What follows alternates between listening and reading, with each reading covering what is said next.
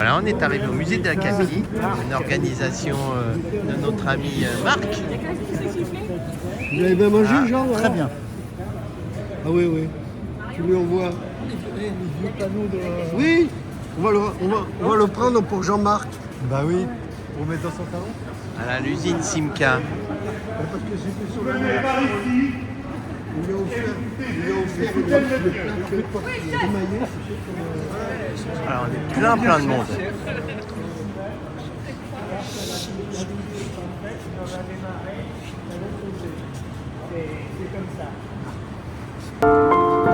Voilà, pendant que vous êtes tous rassemblés.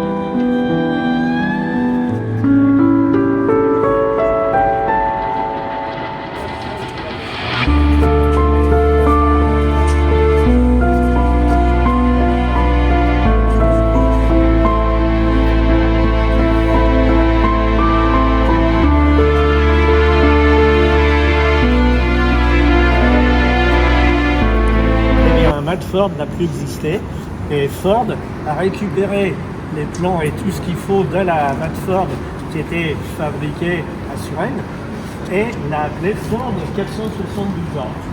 Donc il a continué à la fabriquer à Plessis et on peut dire que c'est la première voiture qui a été fabriquée dans l'usine de Plessis, cette Ford 472A avec le petit logo Ford, on verra ça plus tard. Le fameux V8 Ford soupape latérale, on va en parler encore sans rentrer trop dans la technique. L'usine, il aurait fallu faire un produit parce qu'il n'y avait pas de bureau d'études à Plessis. C'est des voitures typiquement américaines. Toutes les Ford SAS sont étudiées aux États-Unis. Et donc, voilà, le problème, c'est que pour faire du bénéfice, il fallait trouver des modèles. Et il l'invite à aller à Dordogne, paraît-il, c'est écrit dans les livres. Et arrivé là, Henry Ford II tire un grand tiroir et sort les plans d'une voiture qui a été refusée. Comme vous savez évidemment qu'il y a une partie des voitures présentées par le service technique, enfin par le service voitures futures qui sont refusées. Et là, il y avait une voiture qui s'appelait déjà Vedette, qui avait été refusée parce qu'elle était trop petite pour les États-Unis. Comme il y avait de la place, ça a été refusé. Alors il sort les plans de la Vedette et puis il les donne à Maurice Delfus qui arrive à Plessis et ils se mettent à construire cette Vedette, même pas pré-série parce qu'elle n'avait pas été vendue. Et cette Vedette, vous l'avez sous les yeux ici, sans le moteur, puisque le moteur, on verra tout à l'heure, il est en cours de inspection, accusé. Cette Vedette, elle a la particularité, c'était la mode à l'époque, mais ça n'a pas duré longtemps, on l'appelle dos rond. Vous connaissez tous la 203 Peugeot. Bon, c'était une copie conforme, arrière dos rond, il y avait un coffre et tout. Et puis, alors une particularité, c'est un petit peu comme celle-ci, mais qui est à l'envers, les portes s'ouvrent de façon antagoniste. Ça veut dire qu'au milieu, il y a un pied milieu, qui reste c'est à peu près tout ce qui change. Tout le restant, la mécanique est la même, tout ça c'est pareil. Il n'y avait pas des modèles avec les pare-brises un peu... Oui, exactement. On avait une avec un pare-brise en deux. Oui, c'était...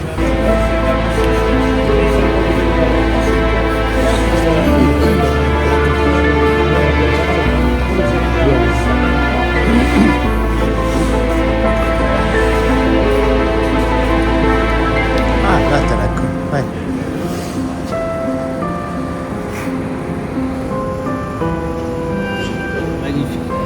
C'est Monte Carlo, ça. Incroyable. Alors par ici, contre, vous savez, c'est intéressant, châssis nul. Châssis nul. Donc, lorsque vous faites les crayons, un châssis nul, ça veut dire C'est bon.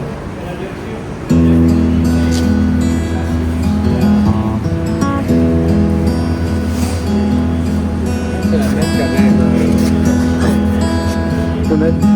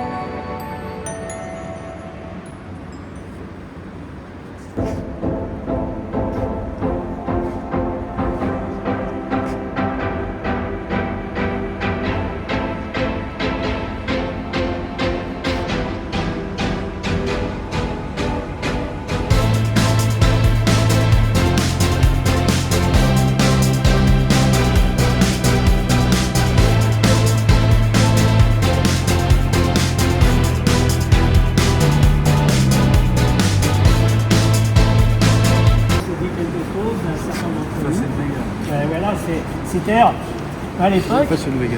non, à l'époque, sa boutique, c'était Facel Métallon. Hein, c'était des Facel Métallon, les types de ville, tout ça. Et donc, il dit, je vais faire une voiture qui a de la gueule. Et c'est Jean Daminos qui dessine et réalise. C'est-à-dire, elle a été faite s'il n'y avait pas d'outils d'embouteillage. C'est des types à la main. Hein.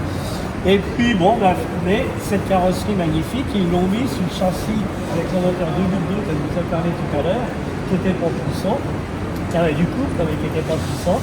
Et donc les clients, quand ils voyaient cette voiture-là comme ça, ils me disent quand même, c'est un petit peu une concurrente Ferrari, quoi. On s'attendait à 180, 200 km/h, hein. C'était 125, 130. Alors vite fait, qu'est-ce qu'ils font après ci?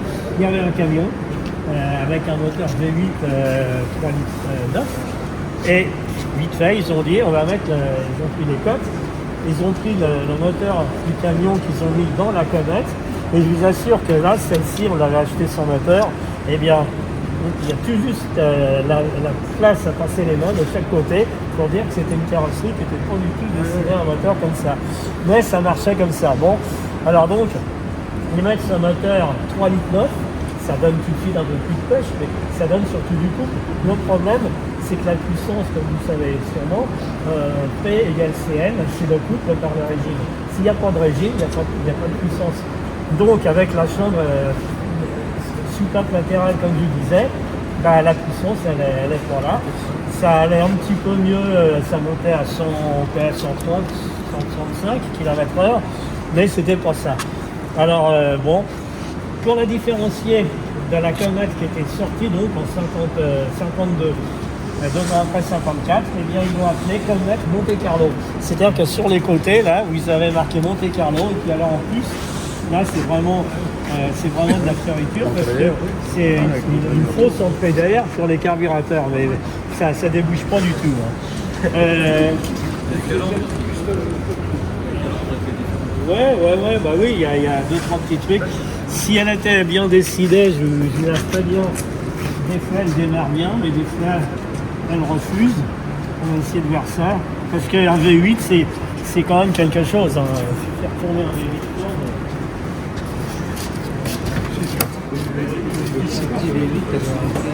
Ceci dit, de ne pas le mettre en route. Il y avait une fuite. Non, c'est marqué, mais.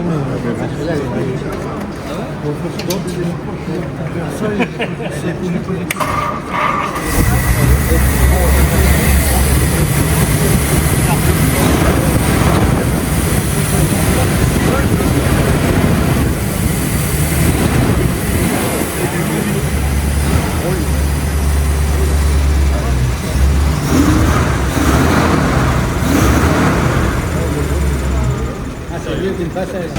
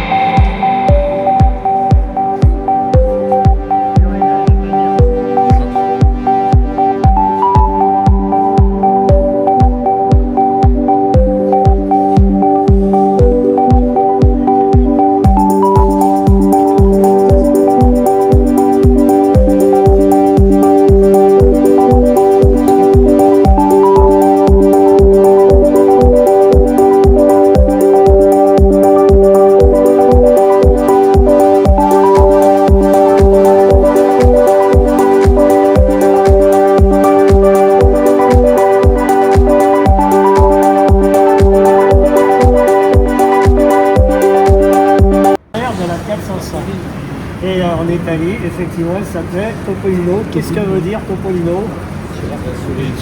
Voilà, très bien. Ah ben là, c'est bien.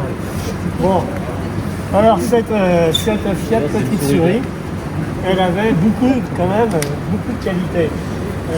Déjà, au départ, elle ne pèse que 500 kg, alors que toutes les autres c'est une tonne à peu près. Et le moteur 500 cm3 avec un carburateur minuscule évidemment. Le moteur, Combien de cylindres 4 cylindres. Le moteur, d'après vous, se trouve ici ou là? Là. Eh ben non, monsieur. Parce que là, le pauvre conducteur, hein, s'il est de taille, petite taille, ça va, mais s'il est de grande taille, il ne peut plus toucher aux pédales. Donc, il est en porte-à-fond à l'avant, vous voyez, par rapport à l'essieu avant. Ça, c'est le radiateur. Alors, lui, il a de la place. Hein. Et puis, la particularité de cette Simca 5, c'est que, en plus de concours d'élégance, que Simca raflait à chaque fois, comme c'était le truc italien. En plus de ça, il y avait le concours de bidon de 5 litres qui se fait toujours pour nous, pour les collectionneurs. Hein, mais à l'époque, c'était un concours de consommation. Et donc, il y avait un bidon de 5 litres mesuré, fermé avec un huissier, tout le truc là. Et on charge sur le moteur. Et il n'y avait pas de moyen d'imposer. La voiture qui tombait en panne le plus loin possible avait gagné.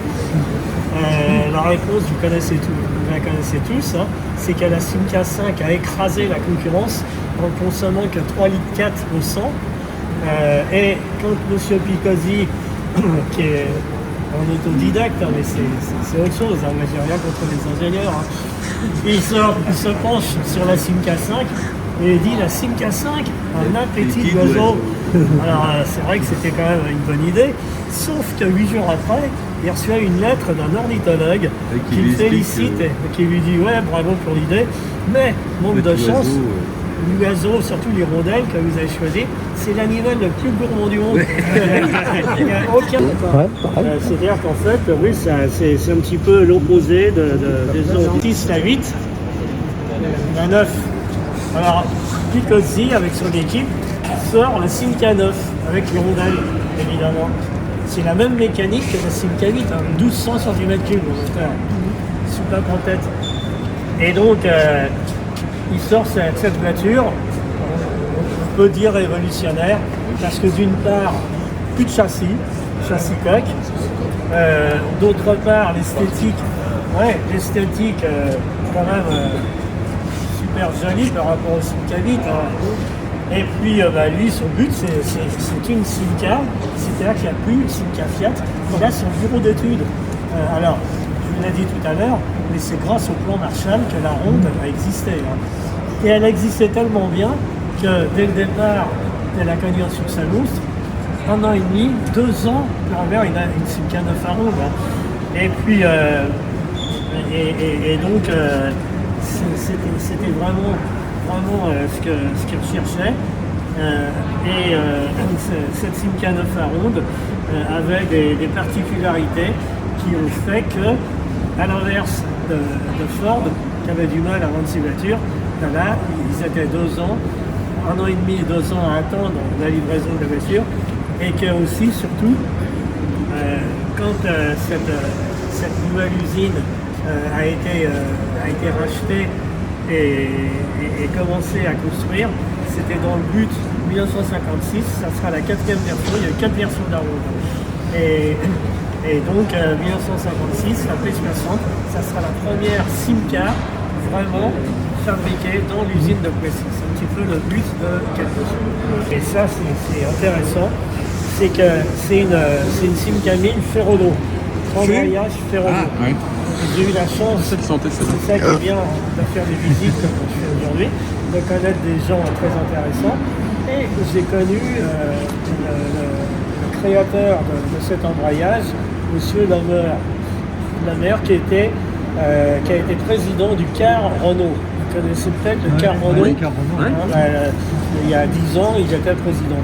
Et donc, je l'ai connu parce que mon frère fait partie du CAR Renault. Et donc, il m'a expliqué mais succinctement, parce que c'est pas évident, c'est un embrayage avec poudre et effet magnétique. Bon. Le résultat, c'est qu'il n'y a pas de contact, il n'y a pas d'usure. Un embrayage ferro-dos, ça va faire 200 000 km. Premier avantage, mais surtout, il y a écrit automatique derrière, ce qui est faux, parce que c'est une boîte 3 vitesses. C'est exceptionnel, ville-route. Bon, alors on démarre en exceptionnel ou ville, ça se comprend, il n'y a que 2 pédales. Mais il autorise de démarrer en route, dans l'embrayage. Vous démarrez en route, qu'est-ce qui se passe? Vous accélérez, et puis je ne peux pas vous dire que vous battez des records de départ arrêté, mais vous avez vraiment la sensation que c'est une voiture automatique. Sauf que vous n'avez même pas les à-coups de passage de vitesse. Et de ce fait-là, c'est vraiment très bien comme voiture, puisque moi je suis adepte d'automatisme. Je dirais non plus que je suis allé aux États-Unis dans les années 80. Et là, ça a vraiment du mal à venir en France et en Europe.